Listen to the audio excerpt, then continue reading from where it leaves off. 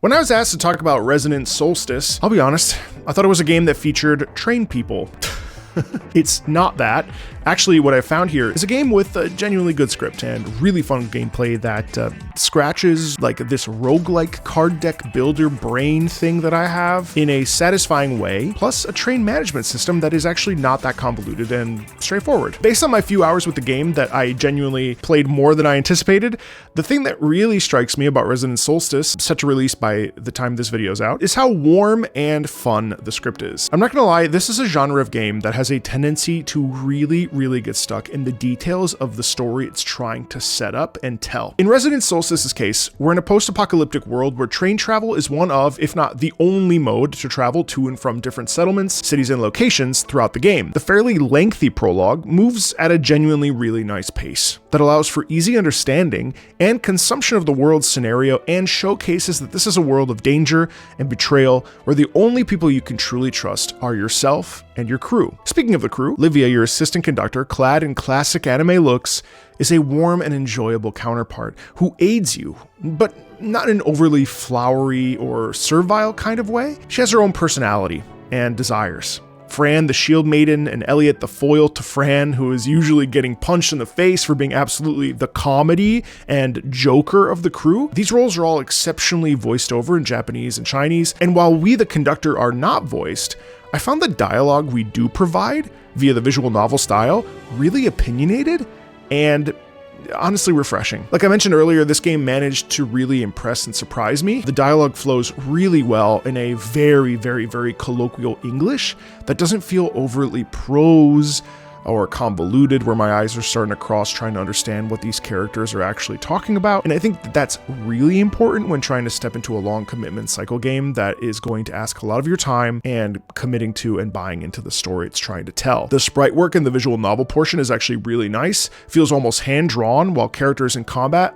adopt more of a chibi style, which I personally don't mind. There's also dozens of animated proper anime sequences that I really enjoyed and was surprised by. The production value is insanely high, especially near the end of the prologue. It was really reminiscent of classic like ultimate superpower engage mode. That was really fun. Like I mentioned, combat also scratches an unanticipated itch in that each character has a set of 3 cards that either buff, debuff, attack, shield, heal, and ultimate strike. Some of these attacks can be single character attacks or area of effect AoE attacks that can then, based on how you build your fire, electro, or physical teams, be enhanced or enhance other cards, which I thought was really cool. I'm personally a big fan of deck building games. I typically find myself gravitating to those in my normal playtime, so to see it here was really nice and unanticipated, which was very cool. At first, I was admittedly a bit hesitant that the art style in the fights was a bit too like cartoony for my taste, but I actually genuinely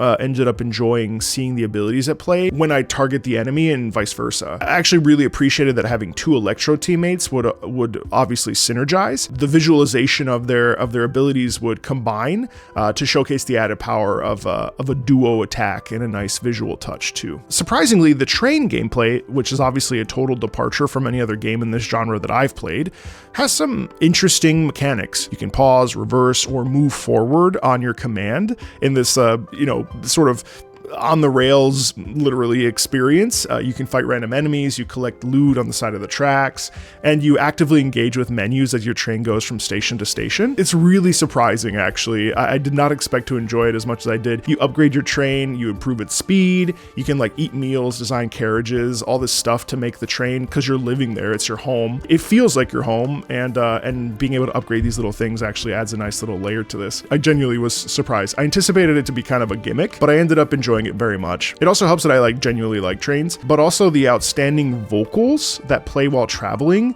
are really impressive. They're, ethereal, heavenly. There's this quality of, just very like atmospheric and feeling like you're alone in this world that wants to kill you, and the train is keeping you safe. And speaking of the music, I have to give credit where credit's due, because Sawano actually composed the main theme, and the music within the moment-to-moment gameplay is genuinely really nice.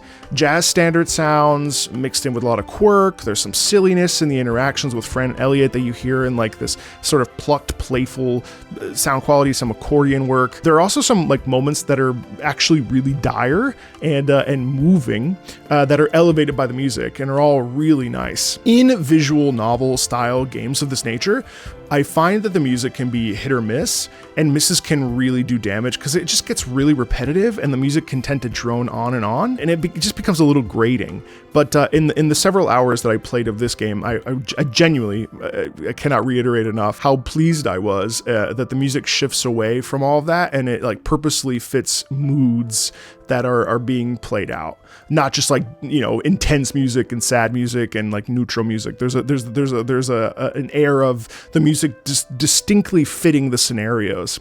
If it's funny, there's funny music. If it's sad, there's sad music. It didn't feel like redundant or repetitive. And it genuinely helped boost the emotions. Whether ominous, silly, dangerous, or calm, the music absolutely aided. Sawano's main track is, of course, as you'd expect it. It's Sawano. It's the goods, and I appreciate the effort in going in for a big name for something as important as a main theme. Sawano delivers, of course, and it is satisfying to open the game with this amazing music. Inside the game, we have a bunch of different tracks, of course. The login screen, your carriage has music, different cities, and they've already actually released 4 OST albums that are online, which I think is really cool because it means that they're clearly investing time, money, and energy into making really good music. One of my favorite moments was listening to the music chilling while driving across the train when you're going from city to city. It's just very clear that the developers have put great effort into the music of the game. There's a couple examples that I wanted to highlight too. The beginning of Resonance.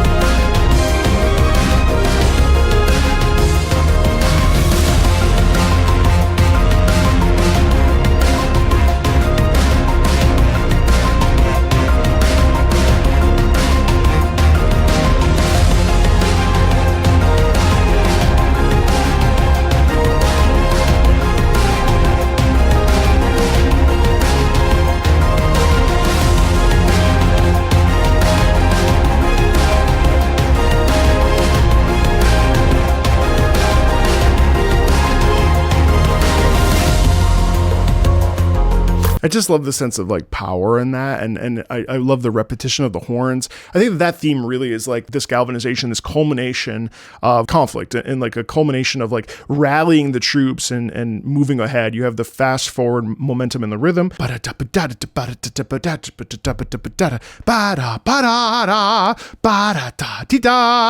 You also then have a piece like Tacit, which is really beautiful vocals.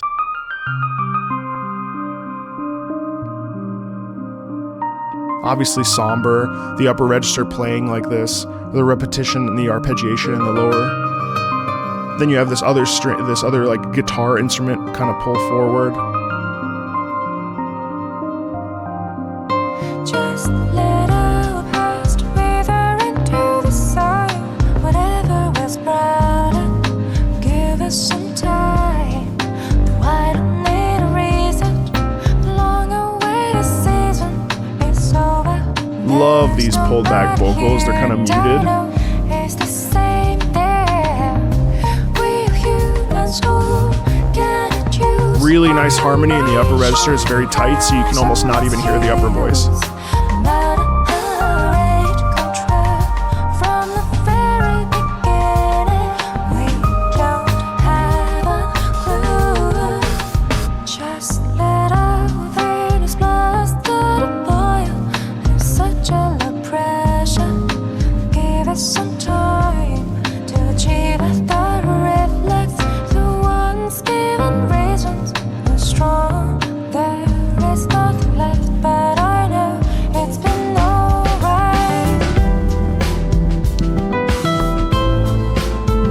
Then we pull away from the vocals and we have this really like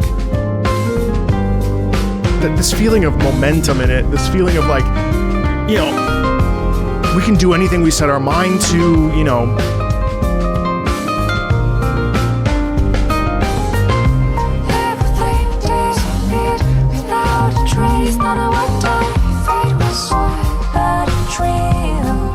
thing is, this is like the kind of track that you could absolutely hear on the radio, which I think is really cool. There's an ethereal quality of it, but there's a momentum of like, this is the world we live in. It's just nice when we get this vocal quality that feels like it's trying to reach us in our hearts and make us feel like it's not about achieving whatever we want, but there is this sound in that of like, yeah, you know, like we can do it. And I really like that. I really like the, like, this is the world. What are we going to do? And there's like sort of like a casual acceptance of it. The game's also collaborated with Obari Masami, who's a super famous Japanese anime director who's worked on the Fatal Fury movies, King of Fighters, was the animation director for Iron Blooded Orphans, Gundam. Like, that's freaking cool. He's actually hired to do a video for the game, and that English version is going to come out after the game releases. The one thing, this being a gacha game, is worth mentioning that there's no 50-50. There is a pool of SSR characters that you're guaranteed to get at 80 pulls. If you don't get those by 70 pulls, the pull rate is increased by 10%. I do think that this could turn off some folks, but it will depend on what the devs do with this. And my hope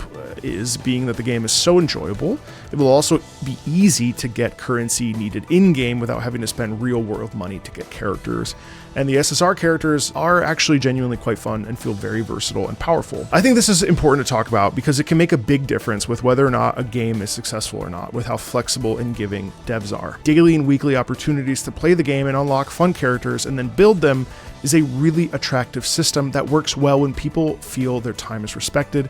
And I do hope that Resonance Solstice will lean into that, because I genuinely think the game is so good. Although the pity is set at 80 pulls, the base rate for SSR crew members is set to 2%, and you can often get your SSR characters at 40 to 50 pulls. If not, the rate is increased by 10% each pull, like I mentioned, after 70 pulls. In addition to all of that though, you can buy pulls in the HQ shop without spending IRL money, and it seems like the BCRL coins are easily obtained by trading between cities. Also, obviously, during the beginner phase, there's a pool where you can get an SSR in 20 pulls. So it's very beginner friendly and free to play friendly. Do with that information what you will. Resonance Solstice is out October 30th, 2025, and it's available for mobile and Steam, which is actually kind of exciting. This push to have these types of games on Steam is, I think, kind of cool. And I definitely recommend checking it out for yourself. I really was caught off guard and surprised by how much I enjoyed it. Check out the link in the pinned comment and the description for some extra goodies, of course, to get you started. All aboard.